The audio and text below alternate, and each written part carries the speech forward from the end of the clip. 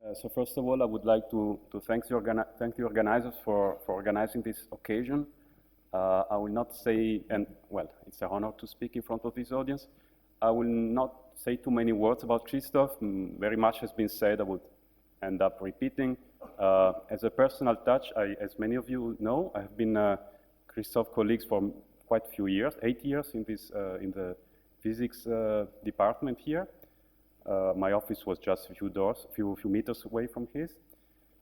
And well, despite being a mathematician in a physics lab, I felt welcome and at ease. It was in particular thanks to Christoph and the time he spent talking to me and so on. So I really appreciate that, and I remember these 8 years with really great pleasure. Today I'm going to talk about. I'm going to touch two subjects that I think Christoph would have liked, that is out of equilibrium statistical physics phenomena and indirectly some renormalization group, at least in principle, in spirit. I think no one will ever say, as one says about Christoph, that my handwriting is beautiful, so I made a huge effort. I hope it's not a tragic mistake that I wrote things on by hand. Right, so this is the plan. I would like to introduce two stochastic partial differential equations, actually two classes of such equations, that are motivated by some out of equilibrium statistical physics situations. The first one concerns so-called driven diffusive systems, and the second so-called stochastic interface growth.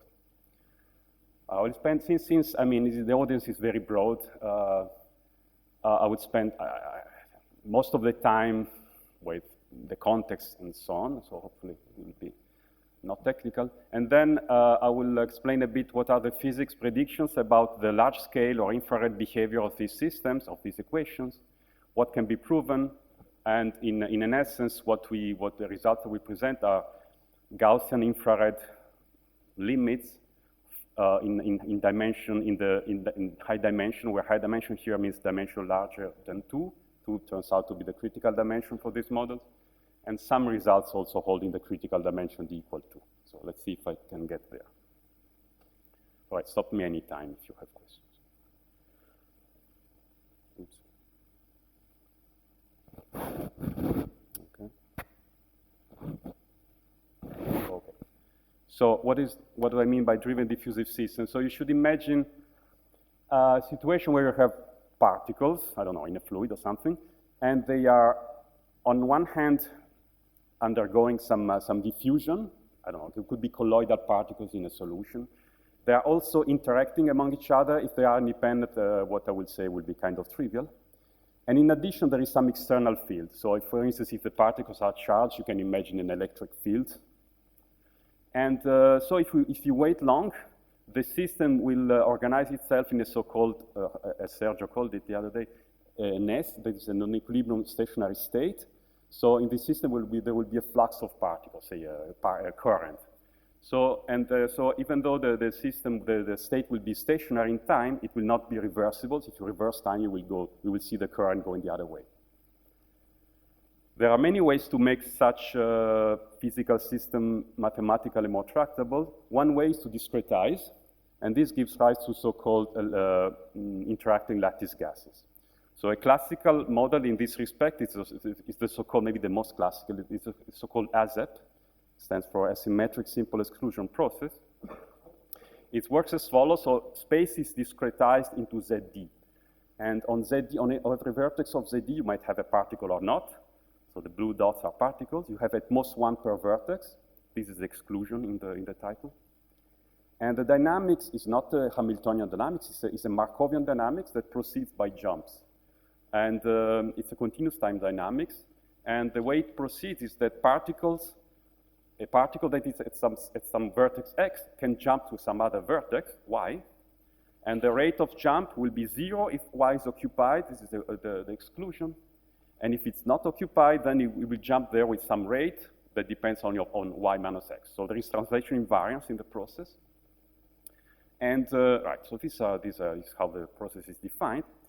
And in general, we are assuming translation invariant, but not reflection symmetry. So P of y minus x will not be the same as P of x minus y.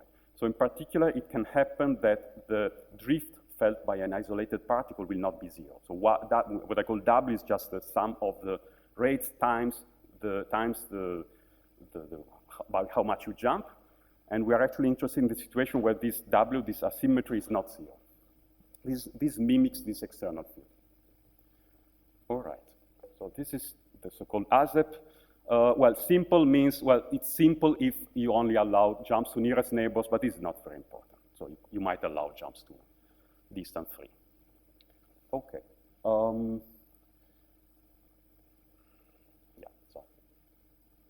Okay, so what are the questions that one asks in this context? Is about, they are about well, questions I'm interested in here are about large-scale behavior of the system, of the fluctuations. So what you can do first is to define the so-called particle occupation function. I call eta xt as the one, I forgot an indicator here. It's just an indicator of the event that there is a particle at site x at time t. So it's either 1 or 0. And then you can look at correlations. This is a correlation function C of xt. It's the correlation between the occupation at xt and the same thing at 0, 0. You truncate, you subtract the product of the averages. And this expectation is taken in this non-equilibrium stationary state that I mentioned before. You imagine you have a stationary state that is translation invariance, has a particle density rho, and then you take the expectation with respect to that. By the way, for the ASEP, these states are very simple. I mean, at given time, it's just a product measure of Bernoulli random variables. So at all sites, you have either particle with probability rho or no particle with probability 1 minus rho, and they are all independent at fixed time. Okay, but here you are taking correlations at different times. So that's not trivial. All right, so what happens in the symmetric situation where the jump rate is, reflection invariant? This is not trivial, but it's very classical, is that this correlation function has essentially a Gaussian behavior at large distance. It behaves like the kernel of a Gaussian, so e to the minus x squared over time, normalized as it should, and there is this coefficient d, called the diffusion coefficient, which is essentially constant. Well, it depends on rho, but doesn't depend on time, okay? Another way to see this is that if you define a dynamic correlation length as the length starting from which this correlation function is essentially 0, you will see that for large times, this correlation length is essentially square root of t. This is the signature of the diffusive behavior of the system. And now the question is what happens once the asymmetry is there? Does the normal diffusion survive, or does it become super diffusion? Okay, this is the main question we would like to address. Okay, so super diffusion would be signaled by the fact that you have a behavior like this, but where this d is not a constant, but some function of time that diverges as time grows. This would be super diffusion. Okay. I will not directly talk about this type of discretization, but let me introduce rather a mesoscopic version of this process, which is that is an SPD, a stochastic differential equation introduced by Van Beeren, Kuttner, and Spohn in the 80s, 85. So essentially what you're doing here is you want to look at mesoscopic scales where you coarse grain things enough so that you don't see the lattice structure anymore, but still don't coarse grain too much, so things are not totally deterministic. And the way it works is that this occupation variable that was 0 or 1 is replaced by some function phi, depending on continuum space, and with values in R, not just 0, 1. So here you might be worried that the particle density should not be negative, but you should think of this as fluctuations around a constant profile. So the fluctuations can be negative. Okay? And instead of evolving like a Markov jump process, this phi will evolve in a continuous way, according to a stochastic partial differential equation. It is like this. So there is this, so the time derivative of the fluctuation field is given. There is a diffusion part, the Laplacian, which mimics the diffusion of the single particles. There is this non-linearity that mimics the asymmetry. So it's of the type W. W is this vector in RD, which tells you in which direction is the field, times the gradient of phi squared. Well, you want something non-linear, so the easiest, well, the most natural non-linearity is just a square. You could imagine more complicated situations, plus a noise term. And the noise term, let me spend a few words about it. You see, in the particle system, particles jump but never disappear, so you want particles to be conserved. That is why the noise is taking the divergence form, so that the integral over a space of phi is constant. And in particular, it's taking in the following form. So psi is a vector of component psi1 up to psi d. You take the space divergence of that, and each psi I is a space-time Gaussian white noise. So it's a kind of Gaussian function whose correlation in space-time is delta of t minus s, delta of x minus y. This is formally the equation. Okay? This mimics the randomness in the azept, if you want, or in the. Okay. So this is this stochastic partial differential equation, at least at a formal level. And because of this, well, okay, if W were 0, this is just a linear equation. If you start, say, from 0 initial condition or from a Gaussian initial condition, the process will be Gaussian in space-time. Everything is easy. But as soon as you put this non-linearity, the process, well, first of all, you don't have linearity, and you don't have a reversibility of this Markov process. This is really changes a lot. Okay, I think I've said everything what is here. Right, so this is this, okay, let me just call this equation, but it would be a bit long to repeat every time the names. Let me just call it a stochastic Burgers equation. It's a version of a Burgers equation with additive noise. So let me just call it stochastic Burgers equation. All right, so this is the first equation, the class of equations, if you want, because, well, you have the parameter of the dimension of space, you could change a bit non-linearity, etc. Right. So the second type of non-equilibrium phenomena I would like to discuss are so-called interface growth. Okay, as a pictorial example, imagine it's winter and it's snowing, then you have a layer of snow growing, and since snowflakes fall at random times at random places, this layer of snow will not grow in a deterministic way. If you look at close, you will see fluctuations. So more serious examples include growth of crystals by molecular deposition. Again, molecules are not put there one by one exactly at the right place. Or you could think of a growth of bacterial colonies on some certain substrates. Or you can think of the combustion from your burner a sheet of paper. And if you look at the front of the combustion, it does not advance as a straight line, but kind of you can imagine it's kind of interface growing in a sort of random way.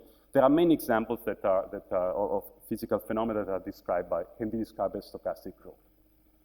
And like for diffusion systems, there are many ways of introducing discrete Markov processes that model such situation. Here I just picture two of them. Both pictures are in dimension 1. One here actually means space dimension 2 because you have to imagine you have the surface, so the actual dimension is d plus 1.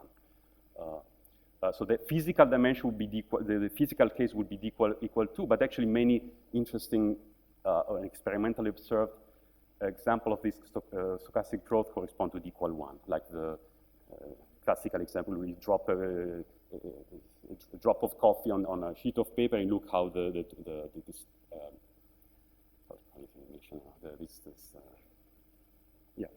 how it grows. Okay. So as I said, there are many ways to discretize this type of process. One is the so-called corner growth model, where the interface is just this zigzag path. And you can imagine that from the sky at random times and places, some squares are falling down. And if it happens that they fall down exactly where there is a minimum, they will just stick. If they fall down at a maximum or at a straight place, then you just ignore. Okay? So this thing grows at random places where there are minima become maxima and so on. Okay, another Markov process you can introduce is so-called ballistic deposition. In this case, the interface is not a zigzag path, can have overhangs and things like that. And again, you can imagine these squares falling from the sky at random places and random times. And this time, they always stick to the surface at the first place where they hit it. So for instance, here it just goes here. And here, it just slide along it and get attached here. This creates overhangs. You can create your own Markov process, and the question is whether you're able to put something on it. some of them are amenable to mathematical analysis, some are not. The ballistic deposition is highly open. Anyway, so there are many ways to introduce discrete Markov processes that describe interface growth. You can imagine the analog things in higher dimension. And again, what are the questions are about the large-scale behavior. So for instance, you can look at the height of this interface. Well, you subtract the average growth. Okay, so it's like the height fluctuation rather, and you look at correlations at different space-time points. And the question is whether at large time and space, this has a Gaussian behavior or not. This can be, for instance, measuring in terms of critical exponents. You can introduce a dynamic critical exponent by looking at how the variance of the height at a given point grows with time. Let me call this T to the beta. I think it should be called T to 2 beta. Anyway. You can look at the roughness exponent that looks as follows. You wait long enough so that you are in the non-equilibrium stationary situation, then you look at how the interface is, how rough is the interface. And this can be measured by the variance of the difference of height at two different faraway space points. Okay, this, let's say, grows like x to the alpha, and you call alpha this roughness exponent. And the question of large-scale behavior can be asked as follows. Are these exponents the same as for the corresponding Gaussian growth model that I've not introduced yet, but will come in a moment, which is called the Edwards-Wilkinson equation? Okay, so maybe the exponents are the same, maybe they are different. Okay. Right, again, one can, instead of studying these discrete lattice models, one can introduce a continuum or mesoscopic limit for interface growth, and this was done by Kardar, Paris, and Zhang in just 1 year later after the work of Spohn and Kuttner, Spohn and Van Beeren. And this is the famous KPZ equation. It looks as follows. Psi is this mesoscopically coarse-grained height profile, and it evolves as follows. According to this stochastic PDE, there is again a diffusive part that essentially is responsible for damping the large fluctuations of the height of the profile. There is a nonlinear part. Well, you want certain symmetries. You want the system to be invariant by vertical translation, so you want the equation only to depend on the derivatives of psi, not on psi itself. So it will be a nonlinear term that depends on the gradient of psi. And this, this thing is simply the scalar product of psi with a certain matrix Q times gradient of psi. Okay. The usual KPZ equation would correspond to Q equal identity, and then the nonlinearity is simply gradient square. This is the one that everyone has seen maybe at least once. But in general, you can imagine that because the average growth will depend on how tilted the interface is, you will have, and in general, this dependence will be nonlinear, you will have a term quadratic in the gradient that in the most general form would be this. Okay.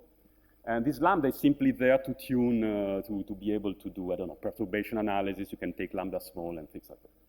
You could invoke. Again? No, not necessarily. Actually, this will be important later. It's related to, physically, it's related to the following. In the hydrodynamic limit, where in the lower large numbers, you will have a speed of growth depending on the slope. And Q is related to the Hessian of the speed of growth, and there is no reason in general it's positive. Okay. So if you, right, so it's convenient to have this coupling parameter. Okay, so the noise here is simply a space-time white noise, and here there is no reason to take it conservative, to take the divergence. Because as you saw in the pictures, the height is not conserved, it increases. So here is the usual space-time white noise, not the divergence. Okay. And right, so if you set to 0 the coupling strength, then again you have a linear equation. It's not. This is called the Edwards-Wilkinson equation in the physics literature. It's called the stochastic heat equation with additive noise in the math literature. It's a linear equation. It's Gaussian. The noise is Gaussian. You can solve it in Fourier, for instance. You can do everything. And in particular, the critical exponents I mentioned earlier can be computed. They turn out to be these two things that depend on dimension. And here you already see the role of dimension 2 as a spatial, where these things vanish. And in fact, in dimension 2, what happens is that the growth of the variance is logarithmic in time and space. So one can say more than just saying that the exponents are 0 into them. So the linear equation, you can really say whatever, all what you like. Good. So this is the KPZ equation in its more general form. So as I said, in the original paper by Kadar, Parisi, and Zhang, they only look at the case where Q is the identity, so in particular positive definite. But only later it was realized that it's important to have you have a richer behavior if you consider the general case. Okay. So I introduced two classes of SPDEs.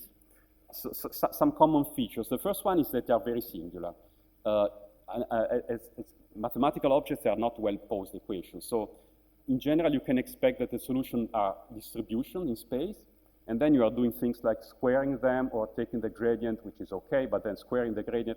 These are operations that obviously are not allowed for distributions. So mathematically, this is a very serious problem.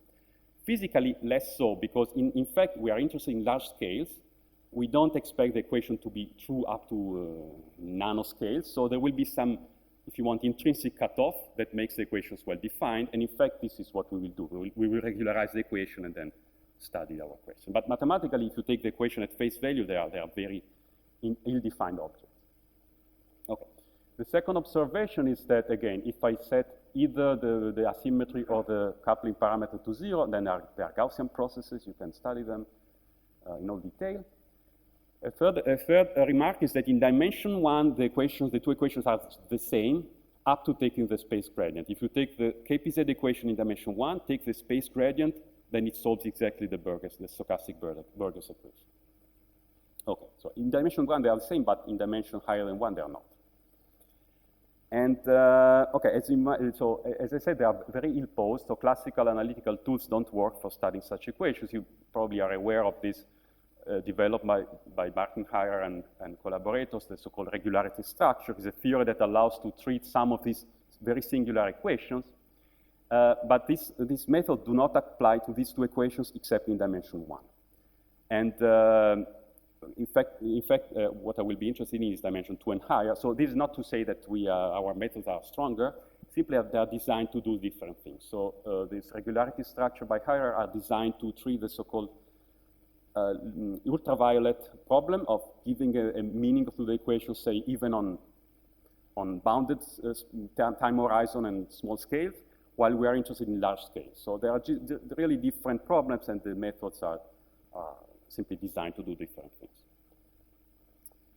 Okay. I have no idea how, yeah. Okay. Right. So these are, yeah. So as usual in theory of critical phenomena, the first thing one does to try to guess a large scale, say, behavior is to do a so-called scaling argument. And the first observation here is that the linear equation, so I do the argument here for KPZ, but the thing would work also for the Burgers.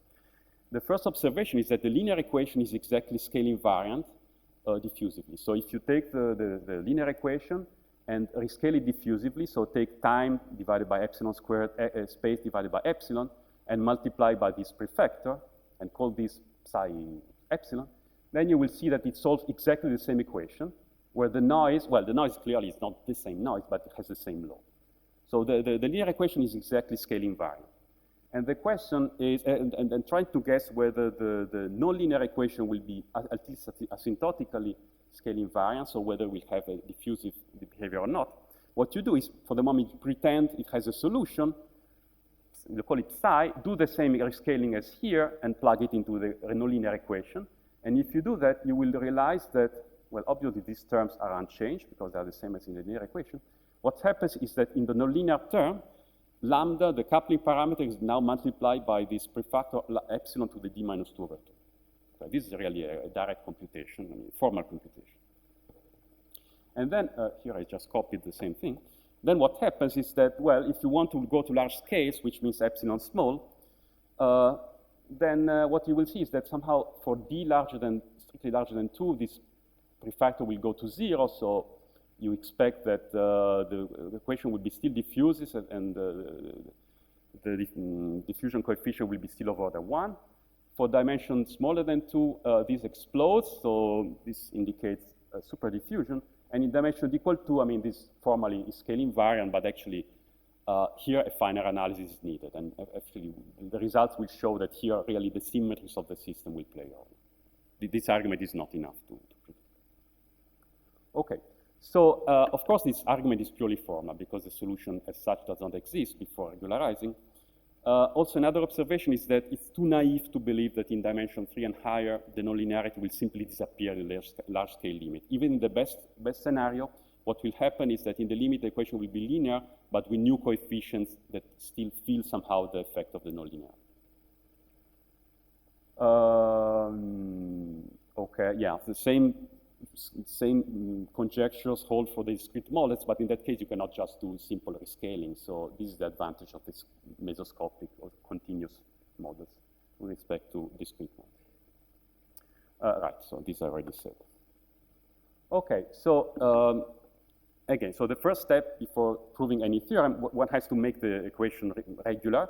There are many ways, well, at least two ways to do it. Either you take your noise, which is irregular, is delta correlated in space, and you make it colored in space. So the correlation in space will be given by some function of v minus of x minus y, which decays on some length scale a.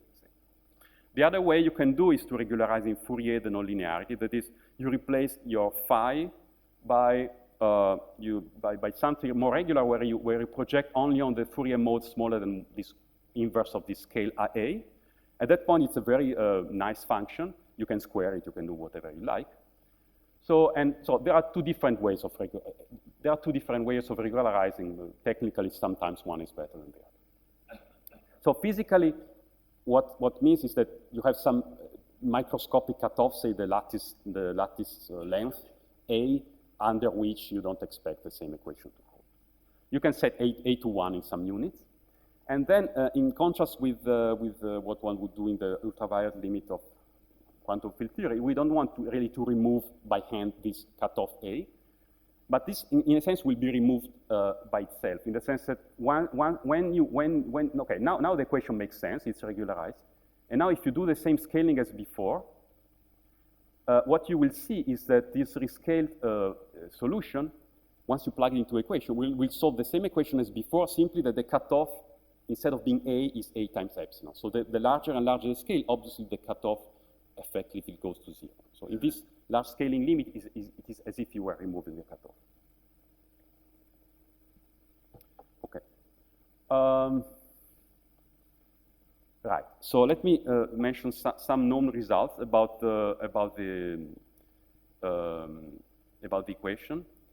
I mean about this problem. So the most exotic, the most interesting situation, in a sense, is dimension 1, because there one expects real superdiffusivity. So one might naively imagine that this is the least understood situation, but this in reality is exactly the opposite.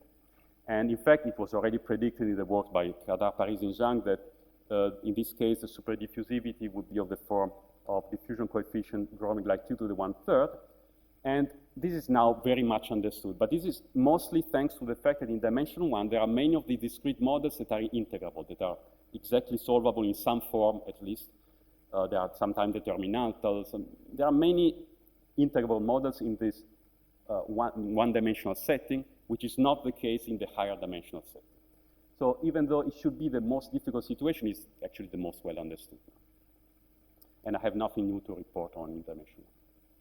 So in dimension 2, the situation is quite interesting. So in the paper by Spohn and collaborators, what they predicted for the driven diffusive system in dimension 2 is that there should be a logarithmic explosion of the diffusion coefficient of the form log of the time to the power 2/3. It's quite a small effect. Actually, it has been observed numerically much later in the work by Krug and others quite recently. So it's quite challenging to see this effect, as you can imagine. Okay, so in this log to the 2/3, you cannot see it simply by the scaling argument. For KPZ, the situation is even, in dimension 2, is even more exotic. What was predicted by Wolf in a few years after KPZ's work is that here what matters is whether the matrix Q has a determinant which is positive or not. In the positive determinant case, like the identity, one expects that, again, the diffusion coefficient grows like a power of t, This psi is known numerically very well, I don't remember it, but not theoretically. And for the case where Q has a negative determinant, Wolf predicted that this growth exponent should be 0, and that was based on some non-rigorous renormalization group type of argument. So here really the symmetry of the equation plays a major role. And finally, in dimension larger than 3, one expects, as I said, that the system remains diffusive. And in fact, in the case of the particle system, the ASEP, there is a series of papers by Landim, Holland, Yao, and maybe Castell also, where they prove exactly this. And for the KPZ equation, in the special case where Q is the identity, I will not have time to explain why this case is really special. There is something called the Kohl-Hopf transformation that makes the equation linear, even though not trivial. There is a sequence of works that started with Magnin and Unterberger in the mathis literature, and then several probabilists jumped in. Okay, there's a few names here. Now, it's quite well understood that the KPZ equation with this type of specific nonlinearity has a diffusive behavior at large scales. Okay, so there are several things that remain to be understood, and hopefully I come to some results before the end. First of all is, well, in dimension larger than or equal to 3, for driven diffusive systems, can one prove asymptotic diffusivity at large scales for the continuum equation, not for the ASEP, which is in a sense, okay. This is the first question, and we'll see, we'll have a positive answer. The second one is, what about superdiffusivity for the KPZ equation in dimension 2? And the third one is, in dimension 2, where we should have this logarithmic divergence and so on, can one still get some scaling limits for the equation in some way? So now, in the remaining, I don't know, 10 minutes or so, I would like to present three theorems that answer these questions, at least in part. The first one is here, is in collaboration with Giuseppe Cannizzaro and Massimiliano Gubinelli. It's work in progress. So here we look at this stochastic Burgers equation in dimension 3 and higher. So here is again the equation. I didn't write down the regularization, but imagine it has been regularized here in Fourier, for instance. And then we take the solution and we rescale it diffusively. And what happens is that as the scale goes to infinity, so as epsilon goes to 0, the solution of this equation tends to the solution of a linear equation that looks like this. So the limit equation has again the Laplacian, but has a new part, which is still linear, but was not there initially. So this is what I said, that even in the case where nonlinearity turns out to be irrelevant in large-scale limit, you do not expect the equation to be just equal to the linear one. So there is a new term that arises, and this new term is like a Laplacian, but only in the direction of the asymmetry, okay? Times some coefficient that is non-zero. It depends on the coupling parameter. So the effect of the nonlinearity survives in the form of this extra linear term, which depends on lambda. And then there is a noise part. I don't write down what is the noise. It's not anymore a space-time white noise. It's a different noise. I could write down what its correlation function is. I don't, because I can simply say that the noise is, okay, so let me make this remark and then come back to the question of the noise. This theorem holds when we are in the stationary situation. Remember, we are interested in this non-equilibrium steady state. And the stationary situation for this equation is simply a space white noise. So if you start your nonlinear equation from a distribution which is white in space, this is stationary for the solution. At every given time, you make a flash of the solution, it's still a space noise. A space white noise. And so this noise is the unique noise that makes white noise stationary for this equation. So you can write it down. I didn't here. Okay? So again, this is telling you that it's analog to what all Yao, Landim, and others proved for ASEP in dimension 3 and higher. In dimension 3 and higher, you find this diffusive limit for the equation, but with the non-trivial correction due to the nonlinearity in the. Okay. And this holds, yeah. Okay, this is the first result I wanted to report on.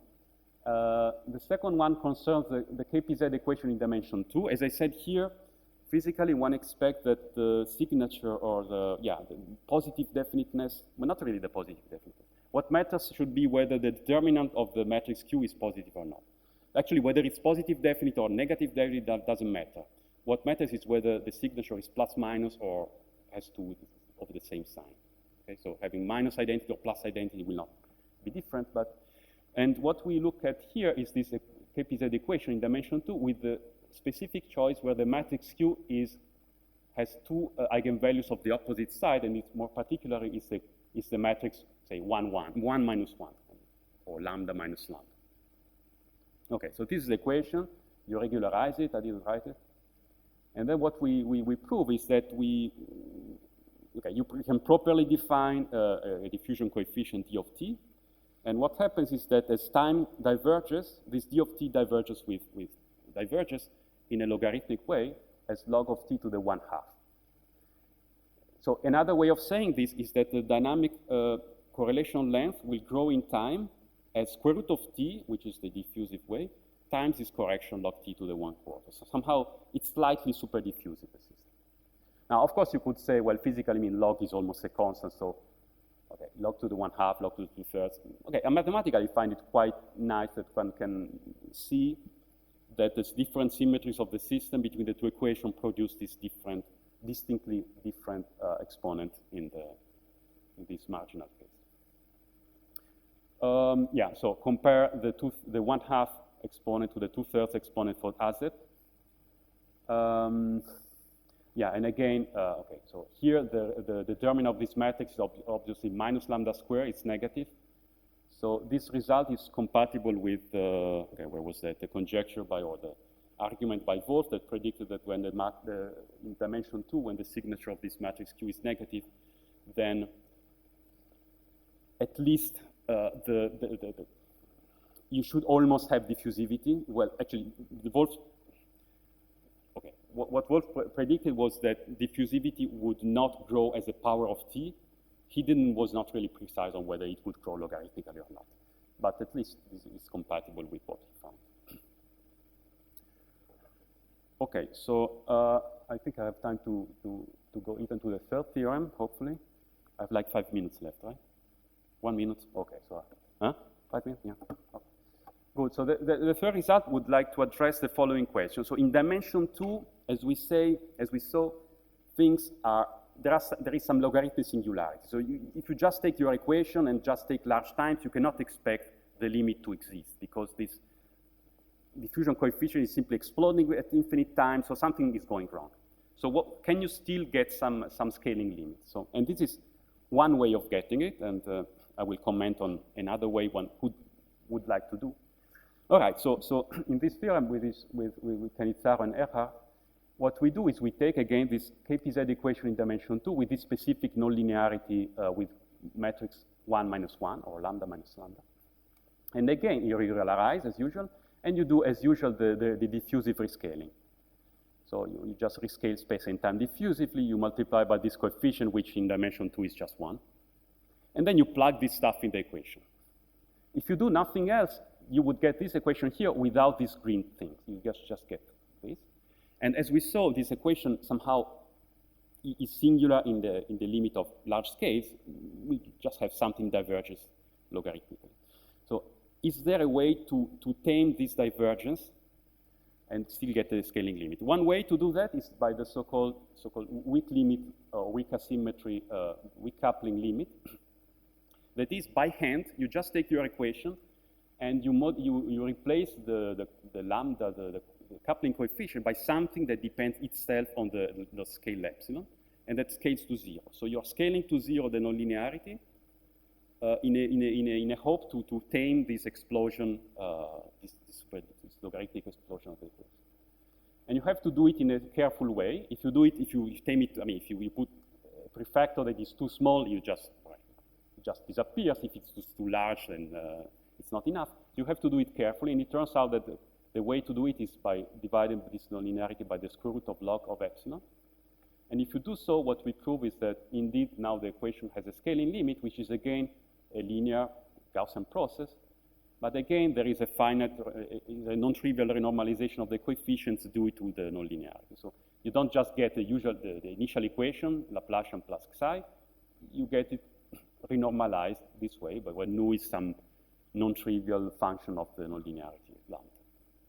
Okay, so at least if you accept this way of taming the singularity, this is weak scaling limit, which is, by the way, similar to what is done in interacting particle systems. It's something called a WASEP, or weakly symmetric exclusion, where in 1D, where one does exactly this, except in 1D you have to take the asymmetry going to 0 much faster. Okay, so this is the thing the latest, well, the result we proved. And let me just end with some comments. So I've introduced two classes of SPDEs that are, I think, quite interesting in statistical physics. There are many others. So let me just make a quick comparison with the so-called Paris-Divu stochastic quantization SPDE. It looks as follows. Phi is a scalar field, and it evolves as follows. dt phi equals, there is a Laplacian, then there is minus v prime of phi, where v is some potential, say phi 4, plus space-time white noise, space-time white noise. So this was introduced. Okay, so this is the so-called stochastic quantization. It's quite different from our equations. The reason, there are two reasons. First of all, at least formally, the stationary measure of this equation is simply e to the minus Laplace gradient square plus v. So this equation is exactly introduced as a kind of Langevin equation with respect to the e to the minus, the measure of the phi 4d model. So in this case, the measure is in a sense explicit but extremely difficult. In fact, I mean, it's all the work of constructive quantum field theory, in particular the work of Christoph and Antti, to give a meaning to this measure. But the process is reversible with respect to this measure. In our case, it's quite different. So the stationary measure, in a sense, is trivial. It's just, say, the white noise. But the process is irreversible. All the interest of the equation is in its time irreversibility and the effect it has on diffusivity. So it's quite a different point of view. Last comment, maybe the last comment, is that to tame the singularity in d equal 2, well, what we did is to tune to 0 the nonlinearity. You could think of doing something else, which physically I think is more interesting. Is not to modify the equation, but to modify the diffusive scaling. Instead of, you would take the solution of the equation, and instead of taking exactly the diffusive scaling, you would modify it by some power of log. And then still one should, we hope, we believe, one should have a scaling limit. And, but this is something that looks much harder to do. And I think that's it. Thanks.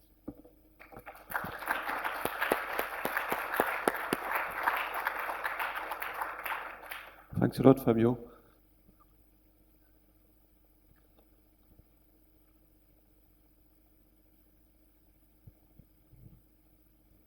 Are there any experimental results that can be described by these equations? Well, oops,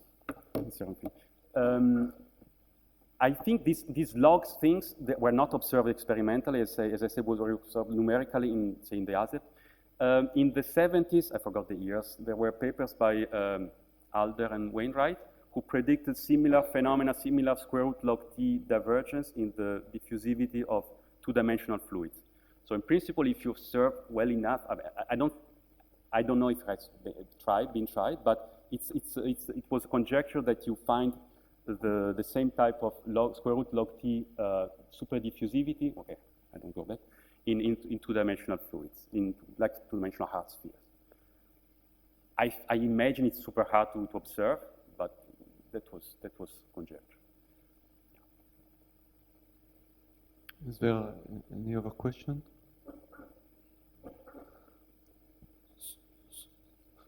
Fabio, you have not told us at all about the techniques you use to get these theorems. Can you explain us? Yeah, well, the main thing, technically, the main thing is to I mean, these are the Markov processes that have a generator, and the main thing is somehow to understand the inverse of the generator. So technically, what you want to do is you have the generator, L, say, that depends on this cutoff parameter epsilon, and technically what you want to do is to be able to invert this L. Now, L is, since it's an irreversible process, it's not self-adjoint operator. Okay, for instance, to prove the log t to the 1/2 super diffusivity, you want to somehow to prove that in a suitable sense, the inverse of this generator can be replaced by another operator which is symmetric. Okay, I think it's hard to explain, but everything is actually it's more functional analysis than probability. You really want to study the inverse of this infinite dimensional operator. And, it's the most I can say. Are these phenomena robust when you add a correlation to the forcing in space? You keep it delta correlated in time, but with a smooth behavior. Yeah. In fact, this is yes. So in fact, this is one way to regularize. What you could do is you take this equation instead of regularizing in Fourier the nonlinearity. You could simply take the noise to be colored in space with some function. And then I believe we can prove exactly the same limit, the same result.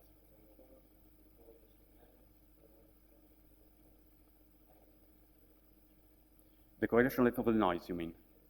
Yeah, but you start your equation with the correlation length 1, but then when you go to larger and larger scales, it's like the correlation length is going to 0. So effectively, anyway, you are removing it. You're removing this. I think taking larger and larger scales, so it's as if this correlation length were smaller and smaller. But yeah, one could do this. We don't technically we don't do this because we find it more convenient to do the other way. Instead, the correlation in time you want to keep it delta because otherwise we lose Markov. Yeah, that's. But anyway, that is not the dangerous part.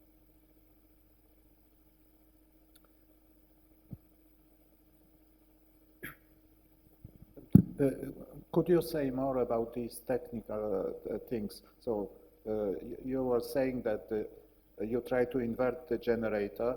Do you have a natural Hilbert space, or do you use some fancy Banach spaces? No. So what we do, okay, so the thing maybe I didn't emphasize too much. So in both cases, in both the 2D KPZ with this nonlinearity and the Stochastic Burgers, the stationary measure is Gaussian. Okay, this is important. So what we do is then we do a Wiener-Krauss decomposition of L2 with respect to this Gaussian measure, and then we look at how the generator acts on this thing. And then what you actually want to do is to, and then you start looking at the generator, you see that the symmetric part simply acts easily, like a Laplacian, and the antisymmetric part acts as a sum of an annihilation and creation operator in this Krauss decomposition. And then the thing is that you want to replace the inverse of this by something that is diagonal in both in Fourier and in the Krauss component, which cannot be true, but tested on the right type of functions, it becomes asymptotically true when epsilon goes to 0. So really important is this orthogonal decomposition of L2 with respect to the Gaussian measure, and the fact that the antisymmetric part of the generator acts in a sense easily as just increasing by 1 or decreasing by 1 the Krauss component, the particle number. Yeah, then if you want more details, I can tell you later. Thank you.